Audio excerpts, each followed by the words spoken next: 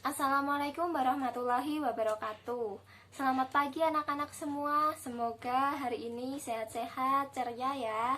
Nah, sebelum kita memasuki pembelajaran pada hari ini, alangkah lebih baiknya kita berdoa menurut agama dan keyakinannya masing-masing. Berdoa dimulai. Berdoa selesai. Oke, sekarang ibu absen ya. Siapa yang hari ini tidak masuk? Masuk semua. Oke.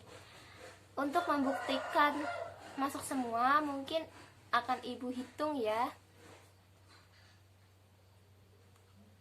Oke. Semua lengkap sesuai dengan jumlah yang ada di nomor.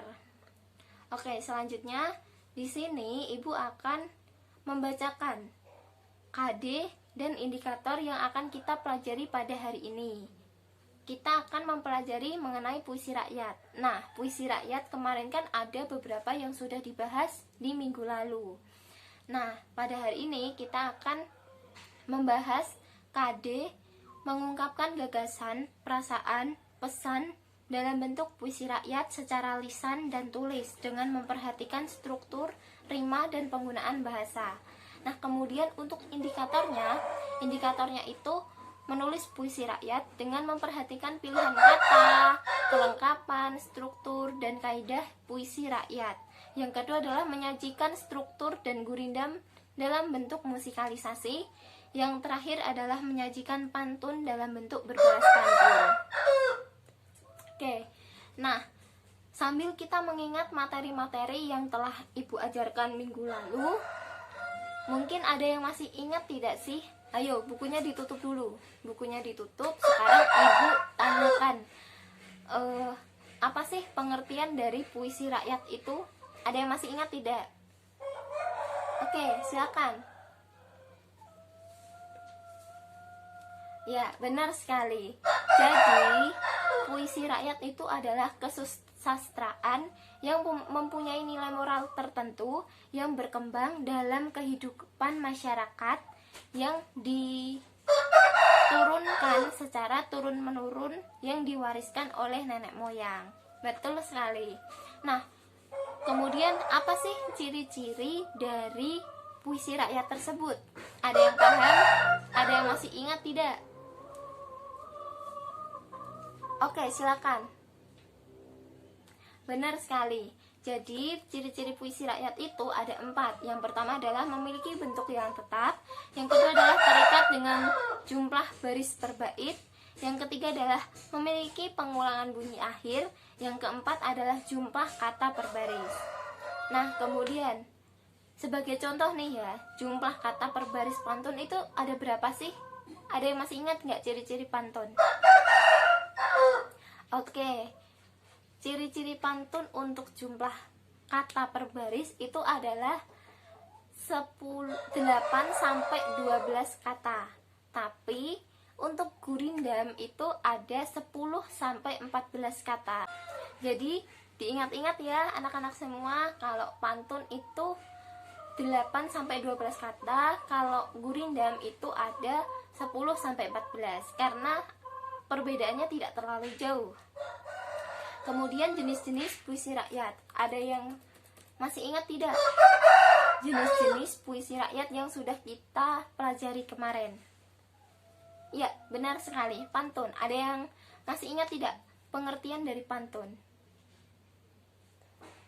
Oke, benar sekali. Pantun itu adalah puisi dari Melayu yang mengakar dan membudaya dalam masyarakat.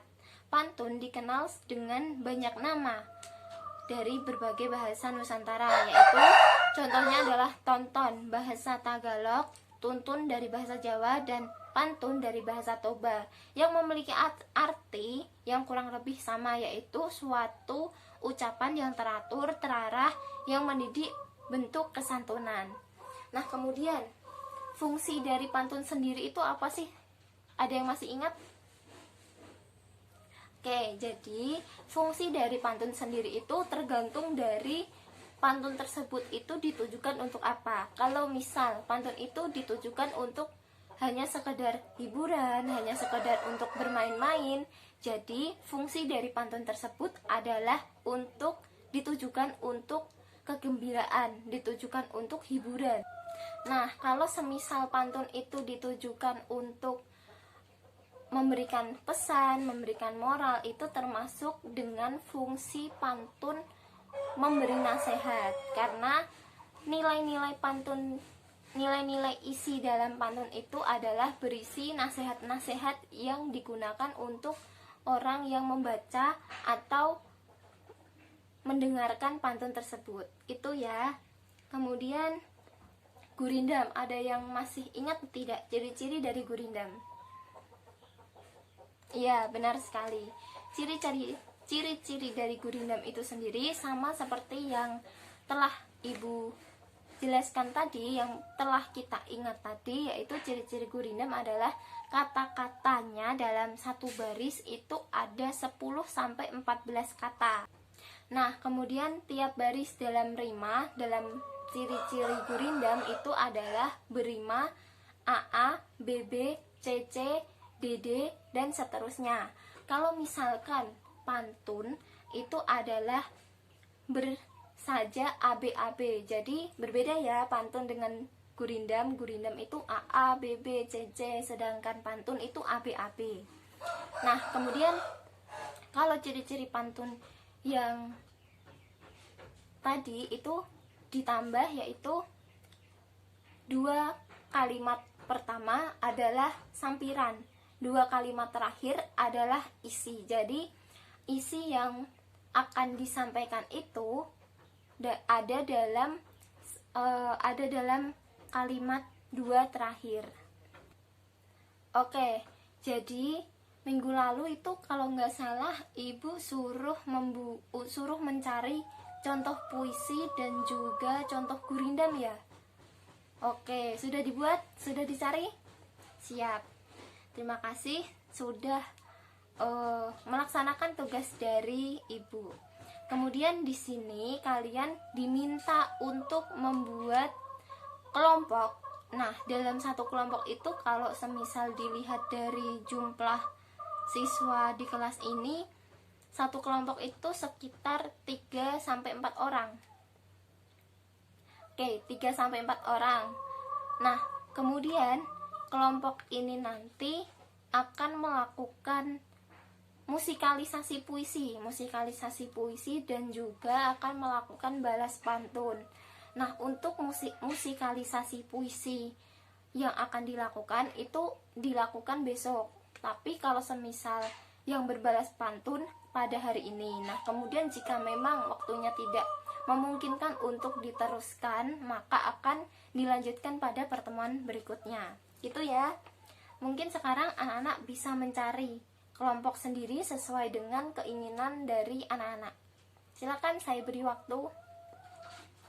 Oke, jadi kelompoknya sudah dibuat ya. Ada yang 3, ada yang 4. Tidak boleh lebih dan tidak boleh kurang.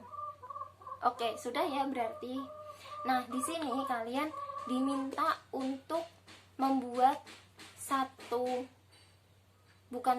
tapi mencari saja, mencari contoh-contoh gurindam, atau mungkin bisa memakai dengan gurindam yang kalian gunakan, yang kalian pakai untuk melakukan musikalisasi puisi rakyat. Nah, di sini nanti kalian tahu kan musikalisasi itu seperti apa?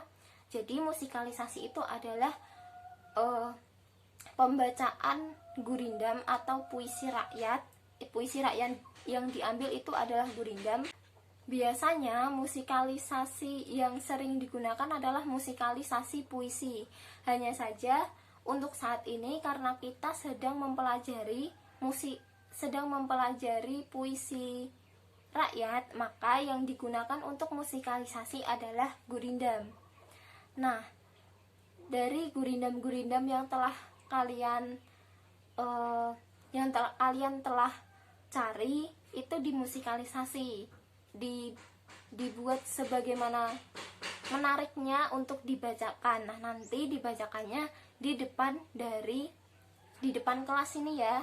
Jadi nanti per kelompok itu mungkin ada yang mau bawa gitar atau mau menggunakan alat musik lain atau menggunakan musik, silakan boleh dipersiapkan.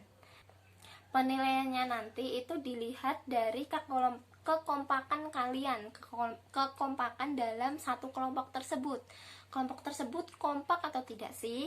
Nah, yang kedua adalah intonasi saat membacakan gurindam. Intonasi saat membacakan gurindam itu sudah sesuai atau belum, dan keseimbangan antara membaca dengan musik yang diiringinya itu sudah pas atau belum. Kemudian menyampaikan pesan yang disampaikan dari gurindam yang dibacakan itu sudah sampai belum ke teman-teman yang ada di sini, teman-teman kalian gitu. Nah, kemudian ketepatan dalam ucapan, terus kemudian kelancaran dalam membaca gurindam, dan sikap saat menampilkan musikalisasi tersebut. Terus juga mimik wajah kalian itu harus disesuaikan dengan tema gurindam yang akan kalian bacakan. Kan tidak wajar kan kalau semisal gurindamnya itu gurindam mengenai kesedihan atau apa, tapi mimik wajah kalian itu gembira gitu, kan tidak pas gitu. Nah, itu disesuaikan dengan mimik wajah kalian dengan isi dari gurindam tersebut. Yang terakhir adalah ketenangan kalian saat membacakan gurindam tersebut di depan teman-teman kalian gitu ya. Nah, kemudian untuk saat ini kita akan melakukan balas pantun. Balas pantun ini adalah dari kelompok satu misal pantunnya itu bertanya. Nah, kemudian bertanya mengenai satu hal. Nah, kemudian dijawab dari kelompok yang jadi lawannya. Satu kali saja tidak apa. Nah, kemudian kalau semisal dari A sama B, kelompok A dan kelompok B, kelompok A ini bertanya dulu, kemudian kelompok B menjawab. Nah, kemudian untuk selanjutnya adalah kelompok B ini disuruh untuk membuat pertanyaan juga tapi dari pantun. Nah, kemudian yang kelompok A ini menjawab gitu ya. Nah, penilaiannya ini disesuaikan dengan pertanyaannya apa, jawabannya apa, terus juga disesuaikan dengan ciri-ciri pantun, sudah AB atau belum ya. Terus kemudian kata-katanya itu per baris ada 8 sampai 12 kata atau tidak ya, seperti itu. Mungkin sekarang persiapan dulu, mau mempersiapkan pertanyaan atau mempersiapkan jawaban untuk ancang-ancang lah, seperti itu. Mungkin silakan nanti Ibu Aca untuk yang maju pertama itu siapa dulu, silakan. Oke, jadi semua sudah siap ya. Jadi yang maju pertama adalah kelompok 3 dan kelompok 1. Silakan maju. Siap? Oke, jadi kalian dari kelompok 1 dulu nih. Dari kelompok 1 silakan bertanya, terserah mau bertanya ataupun mengeluarkan pantun apa, yang penting tidak ada unsur-unsur yang mengejek atau seperti apa gitu ya. Silakan. Nah, nanti kelompok 2 itu diberikan waktu, bukan kelompok 2 ya, kelompok lawannya, kelompok tadi berapa? Kelompok 7. Ya, nanti kelompok satunya ini yang menjadi lawan dari kelompok 1 itu diberi waktu sekitar 1 sampai 2 menit untuk menjawab puisi dari kelompok pertama gitu ya. Nah, kemudian nanti setelah dijawab, si kelompok yang tadi menjawab itu bisa memberikan pantun selanjutnya. Nah, yang menjawab itu adalah kelompok 1. Sama seperti peraturan yang tadi, menjawabnya itu adalah sekitar 1 sampai 2 menit. Gitu ya. Oke, silakan. Oke, terima kasih anak-anak semua karena waktunya sudah tidak cukup ya. Jadi kita akan melanjutkan ini karena masih ada satu kelompok ya. Kelompok berapa? Kelompok 2 dan kelompok 3. Oke, karena masih ada satu kelompok lagi. Jadi bisa dilanjutkan minggu depan atau pertemuan selanjutnya, dan kalian mempersiapkan musikalisasi. Oh ya, untuk musikalisasi puisinya itu maksimal 5 menit. minimal 3 menit, maksimal 5 menit. Jadi dipersiapkan dengan matang, dengan baik untuk kalian bisa mendapatkan nilai yang terbaik juga. Oke, mungkin sekian yang dapat Ibu sampaikan. Semoga materi pada hari ini dapat menambahkan semangat kalian untuk belajar, mencari ilmu lagi. Sekian, terima kasih. Selamat menjalankan pelajaran yang selanjutnya. Terima kasih. Akhir kata, wassalamualaikum warahmatullahi wabarakatuh.